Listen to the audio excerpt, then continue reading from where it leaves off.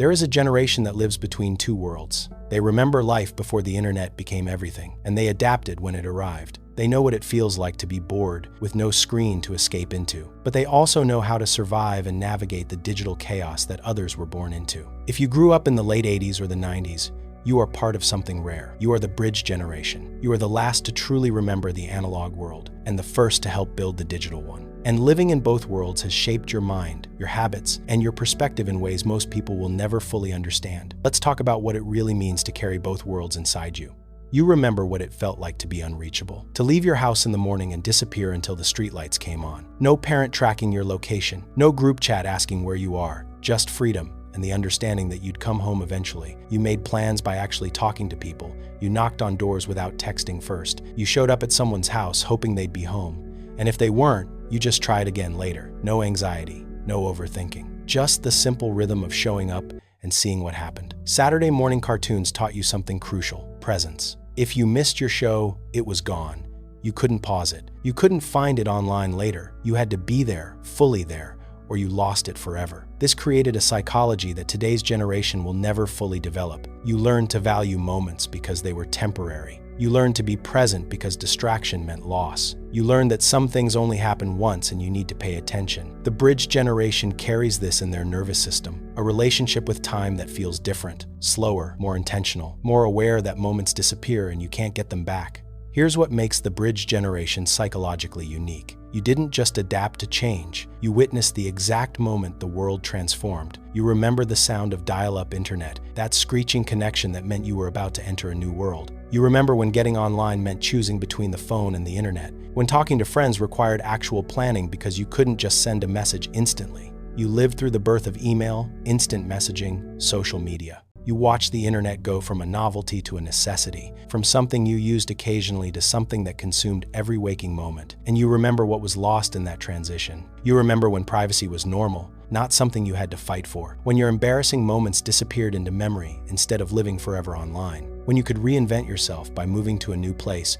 because your past wasn't documented and searchable. You watched human connection change shape, from face-to-face to screen, from depth to speed, from quality to quantity, and you felt something shift inside you that you couldn't quite name. This witnessing creates a unique psychological burden. You carry the memory of both worlds. You know what was lost and what was gained, and you can't fully belong to either side.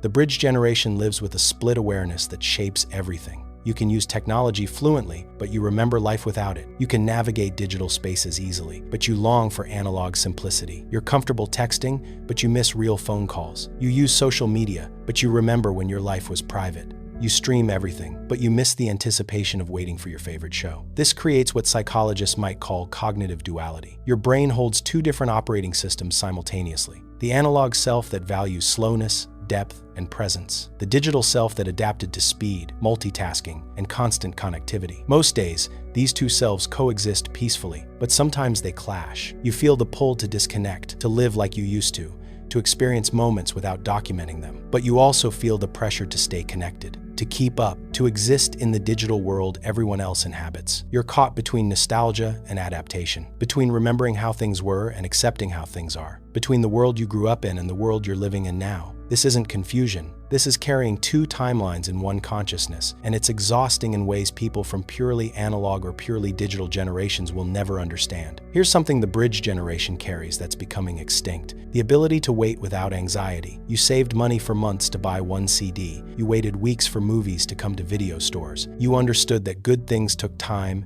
and that anticipation made the reward sweeter. You didn't expect instant gratification because instant wasn't an option. You learned patience not as a virtue, but as reality, and that patience shaped your brain differently. Research shows that delayed gratification builds resilience, focus, and emotional regulation. The bridge generation developed these skills naturally because the world required it. You couldn't skip to the good part. You couldn't fast forward through boredom. You had to sit with waiting and learn to be okay with it. Today, you watch people panic when a page takes 3 seconds to load, when a message isn't answered immediately, when they can't find information instantly, and you feel something old and tired inside you because you remember when waiting was just part of life. This patience makes you different. You can sit with uncertainty longer. You can tolerate boredom better. You can delay satisfaction in ways that feel impossible to people who grew up with everything instantly available. It's not that you're better. It's that your brain was wired during a different era. and that wiring still shapes how you move through a world that's lost its ability to wait. The bridge generation often feels psychologically isolated.